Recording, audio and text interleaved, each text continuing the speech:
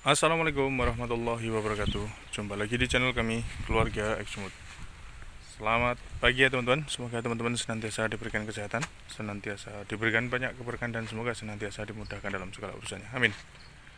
Pagi hari ini kami Keluarga Exmut coba ingin berbagi ke teman-teman semuanya cerita tentang kondisi perkembangan tanaman porang yang kami tanam dari bibit katak super, yang mana penampakan tanaman porang di depan kami ini ya teman-teman. Ini adalah tanaman porang yang kami tanam dengan menggunakan bibit katak super di musim lalu dan memasuki musim kedua saat ini teman-teman. Kondisinya seperti ini teman-teman. Ini termasuk kondisi penampakan yang kurang wajar. Bisa kurang wajar. Kenapa kurang wajar ya teman-teman? Karena dari bibit katak super memasuki 2 musim, ukuran batang-batangnya baru seperti ini termasuk kategori kondisi kurang wajar ya. Kurang wajarnya karena pertumbuhannya yang pasti tidak sempurna normal, dan yang kedua seperti video-video kami sebelumnya yang pernah kami bagikan ceritanya, ini karena kesalahan proses penanaman ya, terlambat proses penanaman teman-teman. Ini bisa kita bandingkan ya teman-teman. Katak super yang kami tanam di sini ya, ini batangnya baru rata-rata segini teman-teman. Segini ya, ini sejempol kaki ya teman-teman. Ini jempol tangan saya gini, sejempol kaki kurang lebih, gede dikit lah ya. Rata-rata segini. Ada juga yang tuh sak ini. Ada yang segini, ada juga yang segini. Ada yang agak besar sih. Ini ada yang kecil, ini ada yang agak besar, ini lumayan. Ini mungkin ya nanti tembus di atas 1 kilo lah ya untuk musim ini. Nah, ini termasuk salah satu contoh kegagalan dalam menanam porang ketika kita salah melakukan timing dalam proses penanaman tanaman porang. Seperti video kami sebelumnya yang pernah kami bagikan ceritanya ke teman-teman semuanya, ketika bibit yang dari ukuran katak super ya, isi rata-rata 70, 80 sampai 100, kemudian kami tanamnya waktu itu di bulan Desember. Nah, jadinya ketika memasuki musim kedua itu baru segede ini. Harusnya untuk katak super itu di akhir masa dormannya ya, akhir masa dorman teman-teman ya, itu harusnya dia paling enggak minim itu ya teman-teman, minim itu harusnya tunasnya itu segini. Tunas terakhir yang ketika memasuki masa dorman itu idealnya harusnya segini. Itu bisa tembus rata-rata 1 kilo up. Itu untuk katak super. Nah, ini malah musim kedua kok malah baru segini.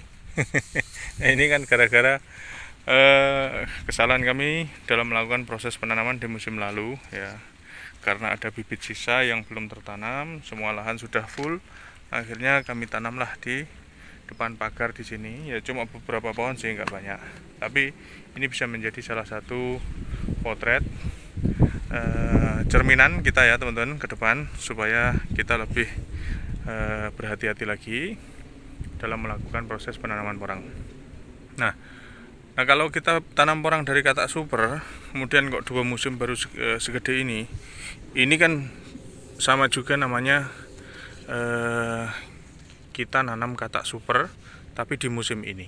Jadi kita nanam katak super di musim ini, itu nanti jadinya bisa seperti ini ya teman-teman. Jadi ngapain kita tanam musim kemarin kalau musim sekarang jadinya bisa segini? Artinya kita buang waktu 1 musim teman-teman, buang-buang waktu sia-sia 1 musim karena kesalahan cara kita melakukan proses penanaman. Nah, ini yang jadi pembelajaran kita bersama, bahwasanya menanam porang itu tidak main asal ya teman-teman.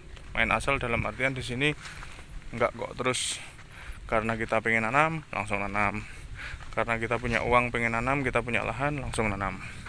Kemudian karena kita mau ikut-ikutan teman yang lain sudah pada nanam, kita langsung ikut nanam tanpa mempertimbangkan jadwal penanaman, jenis bibit yang kita mau pakai, kemudian proses-proses tahapan yang harus kita lewati ke depannya seperti apa, itu tidak kita kuasai.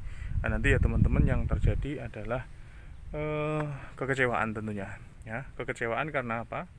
Kecewa bukan karena istilahnya kita gagal total gitu, enggak. Kecewa karena tingginya harapan yang tidak sesuai dengan apa yang terjadi kenyataannya di lapangan. Nah, jadi artinya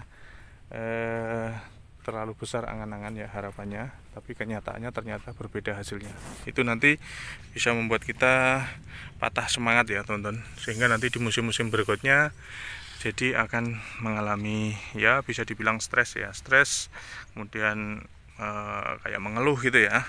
Nah, itu yang kita hindari. Nah, jadi makanya teman-teman usahakan ketika melakukan proses penanaman porang itu pastikan tepat waktu, tepat jenis bibit yang mau dipilih. Ya sebenarnya semua bibit itu aman, nggak masalah ya.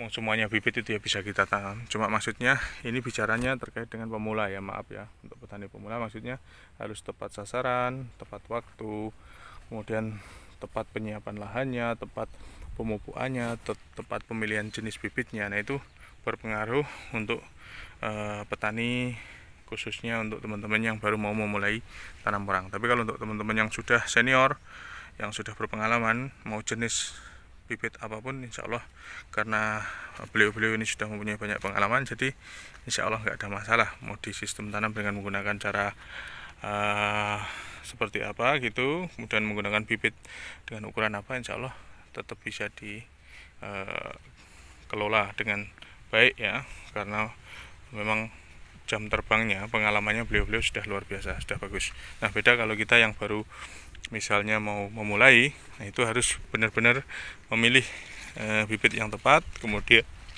waktu yang tepat penanamannya. Jangan sampai terjadi seperti penampakan kasus tanaman porang yang kami tanam dari bibit katak super yang sudah memasuki musim kedua hanya sebesar ini.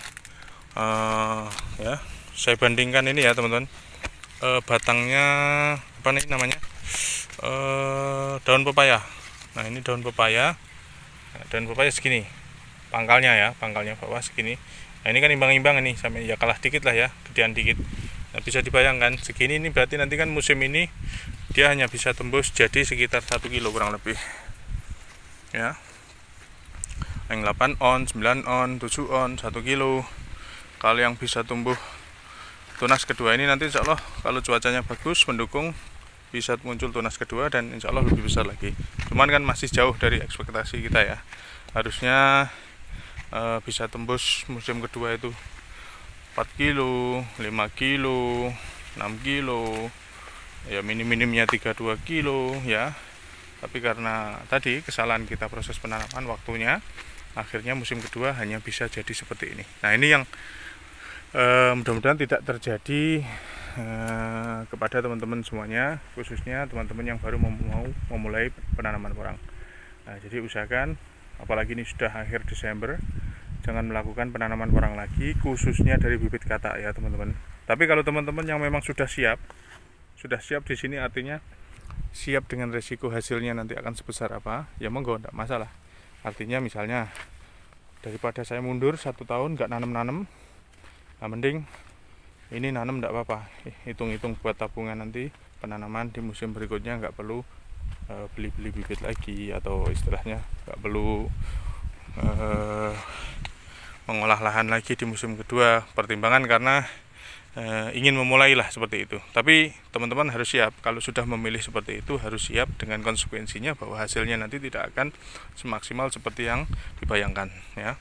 Tapi kalau saran kami ya lebih baik diurungkan, nggak usah tanam dulu di bulan-bulan ini, apalagi dari bibit katak. Dan tentunya ketersediaan bibit di bulan-bulan ini juga sudah menipis sekali ya, sudah menipis. Dan seandainya ada, itu kadang berbahaya teman-teman, maaf ya, berbahayanya kadang ada tanaman porang itu yang di lahan-lahan tertentu misalnya dia sudah dorman duluan, misalnya sudah dorman, atau mungkin tunas-tunas awalnya sudah dorman. Nah, itu kan sudah keluar katak. Nah, itu dijual ya, dijual kemudian ditanam, itu beresiko tinggi teman-teman, beresiko sangat tinggi. Nah, itu jangan sampai jadi misalnya kok bulan Desember Januari sudah ada bibit katak yang beredar di pasaran, kemudian untuk ditanam di bulan-bulan itu, nah, usahakan teman-teman harus lebih bijaksana lagi, jangan sampai tergiur dengan harga yang murah kemudian menanam, jangan ya teman-teman. Nah, kalau memang teman-teman ingin memaksa tetap ingin tanam, ya lebih baik menanam menggunakan bibit polybag misalnya, kemudian bibit umbi yang kadang sudah keluar tunasnya gitu sekitar 5 cm, 3 cm, 2 cm, atau bahkan yang sudah agak tinggi lagi dikit gitu, tidak masalah.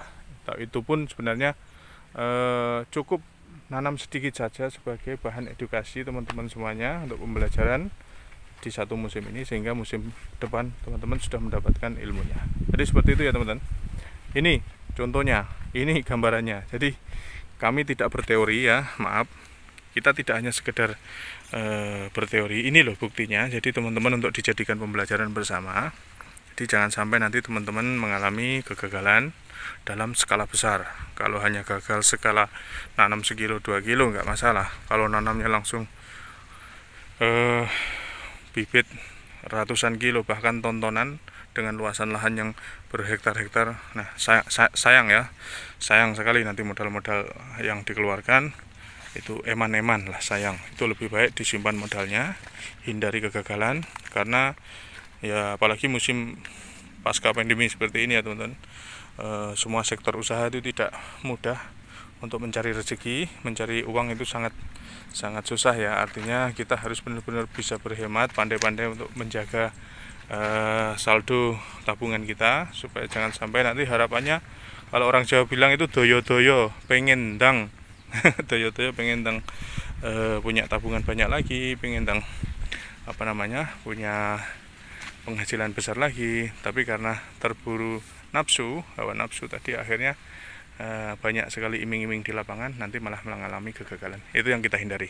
Oke teman-teman, tidak ada maksud lain dari kami dalam berbagi cerita ini. Insya Allah murni tujuan kami untuk berbagi pengalaman dan menjadi pembelajaran bersama, supaya teman-teman semuanya nanti bisa mendapatkan hasil yang terbaik, ilmu yang terbaik, dan tentunya bisa mendapatkan banyak keberkahan lah ke depannya. Jadi mohon maaf barangkali ada pihak-pihak tertentu yang kurang berkenan dengan cara kami menyampaikan ya pengalaman cerita kami lewat video kali ini, mohon dimaafkan. Oke ya teman-teman, sekian dulu bagi-bagi cerita dari kami. Terima kasih atas semuanya. Terima kasih sudah senantiasa bersedia bergabung bersama kami. Salam sukses dan sehat selalu dari kami keluarga Xmut. Wassalamualaikum warahmatullahi wabarakatuh.